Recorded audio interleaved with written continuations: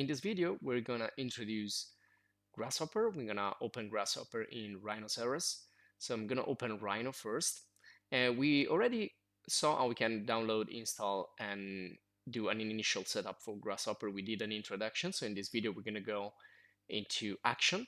And just to resume, Grasshopper is a visual programming language and environment that runs in Rhinoceros 3D, meaning that you can basically do some visual scripting or visual programming. You can use nodes and you can set up like parameters and values, and those are going to be then created and generated in Rhino as shapes or points or curves. Now there are also like plugins or add-ons within Grasshopper itself, which is already kind of a embedded add-on or plugin like Kangaroo, and Kangaroo is like for physics and simulation. So I'm just going to close the web here and click on the little green ball of Grasshopper in Rhino, or just type Grasshopper in the command bar and just click on there to open it.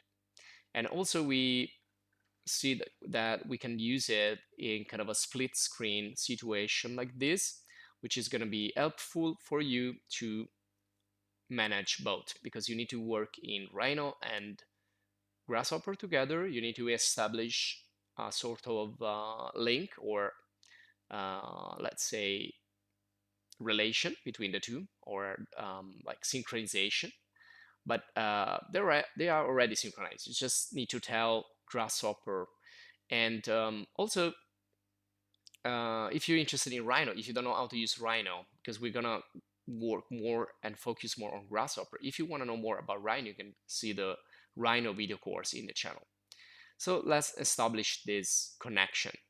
And the first thing I'm going to do is go through the tutorials here, because these are really important. And as any other video course we create, we start from the basics. We go and explain everything from the beginning, so beginner style, and then we're gonna increase the level little by little, lesson by lesson. We're gonna increase it, make it more complex and make it more difficult. But the first videos will be really easy, so for anyone that wants to follow and doesn't know anything.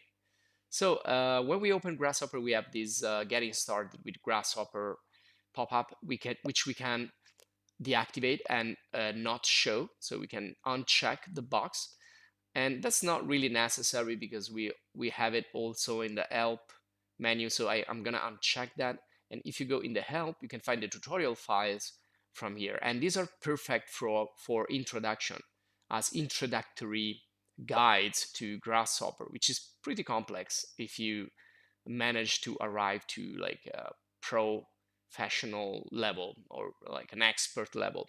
So I'm going to click on the first one. You can see that the ones that you already open are in green, the others are in blue, and this is the first one. You can scroll the scroll wheel to do the zoom.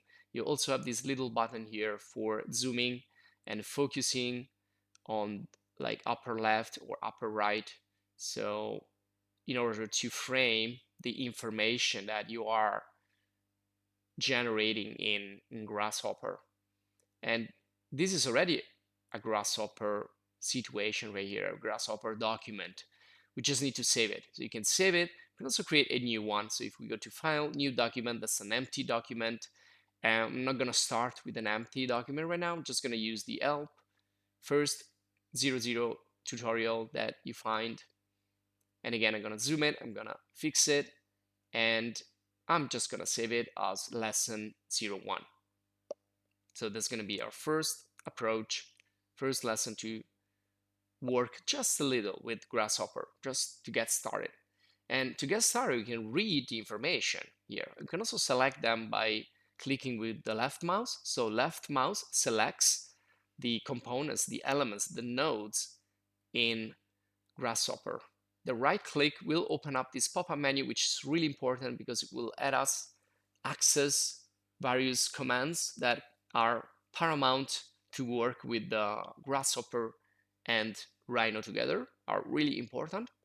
Then you have this canvas space, which is this gray space. Also, when you select and you hit the delete key, it's going to delete information panels, groups, wherever you are selecting. And selected objects are displayed in green, as you can see. Now up here you have the parameters. Now parameters are hexagonal icons, so you can find them really easily. And those are used to store values. So you have parameters and then you have values. Values can be of different type and specific types like numbers or text or points or curves. Now points and curves are geometric and you can visualize them right away in Rhino. And here there are some examples. You can see this is a point parameter. Also, if you roll over with your mouse, it's going to tell you what it is and if it has some values. And right now this is an empty point parameter, so it doesn't have values. It's just an empty container, an empty parameter. Also here you have this little like message icon to see if there are some warnings or things to read. And that's the curve parameter. So we have point parameter, line parameter, curve parameter. They are all connected into this formatting result. And if you roll over again, you have some information. This is a panel for to visualize text values and to put some custom notes. Okay, so note, and also how we can like establish the connection, where sometimes you can use parameters to import and create objects in Rhino, and some other times you can select objects in Rhino and connect them to parameters that are already there in Grasshopper. Also this like pink or purple box, that's a group. If you roll over, it's going to tell you it's a group. If you right click, you're going to have a different menu, because these pop-up menus with the right click of your mouse, these are contextual and you can change it. So here I'm changing the outline. You can make it more boxy or you can make it more bubble, however you like. That's just, aesthetics. You can also ungroup, so right click, ungroup. If you click and drag with the left mouse, you can take some of these nodes and group them together, and that's just for helping you visually to understand what you're doing. So this is just, for management of the Canva. Also, if you right click and hold the control, you can do a zoom. If you hold the shift key and right click, you're going to do a pan. So shift key, control key, and right mouse is gonna, and this is middle mouse. If you click middle mouse, another menu is gonna pop up. So let me just delete that group with the delete key and let me make it again. But this time I wanna click with the middle mouse. So you can see you have other actions in here. So just like in Rhino, you can access the same command in many different ways. So I'm gonna go for the point. I'm gonna select the point here, and I'm gonna do something in Rhino now. So I'm gonna right click with the mouse on this point node. I'm gonna go down, and you see you have other actions we're gonna talk about later, but let's just go down and search for the set one point. Now set one point is gonna set, well, it's gonna give you the possibility to set the point in Rhino. You can see up there in the command bar is telling me what's the point location. So you can either click and that's it in the space of Rhino, or you can just type.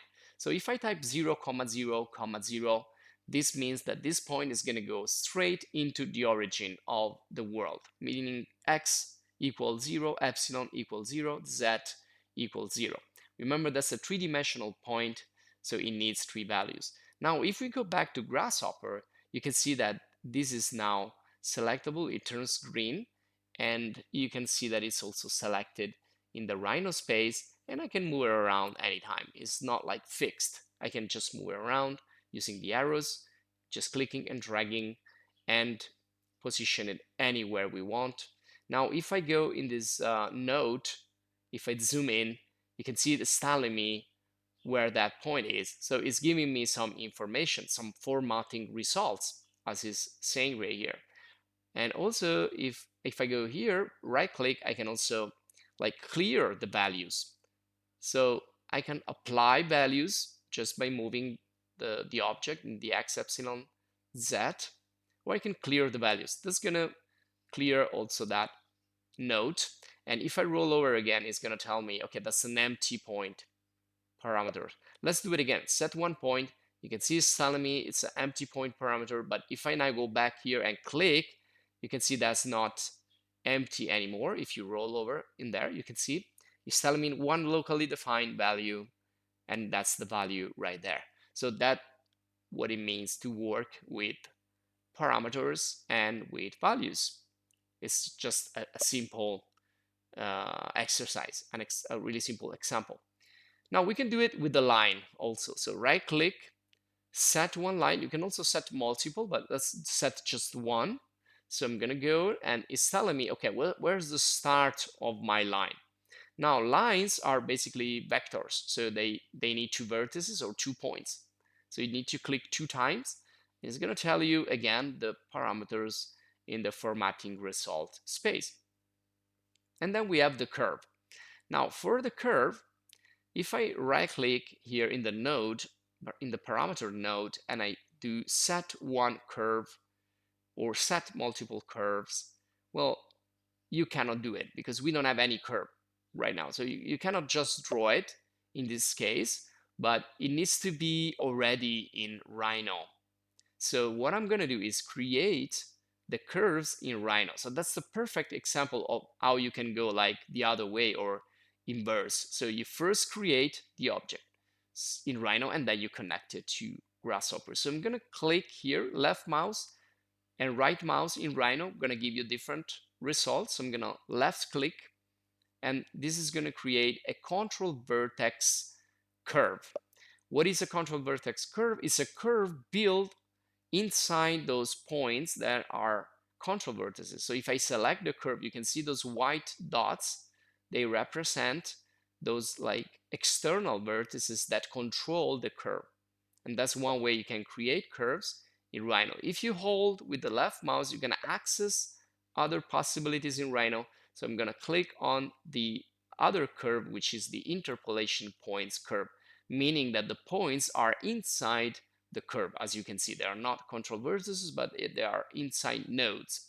Even though if you select the curve, you're gonna see control vertices. But you can also change that. You can make them interpolation points. All of this is explained in the Rhino video course. So I'm just gonna go quick with this. And the other one I'm gonna do is I'm gonna create multiple points. So I'm gonna right click in this case, and that's gonna give me the possibility to create different points. And now I wanna use, let me exit with the exit command, or exit key, or escape key in the keyboard. I'm gonna click again here. I'm gonna select with the right mouse curve through points. So that's gonna generate a curve right away passing through those points. So points can be useful also to generate other geometry. They are not like just standalone in there. And you can also press enter, or you can change here some of the options for this curve.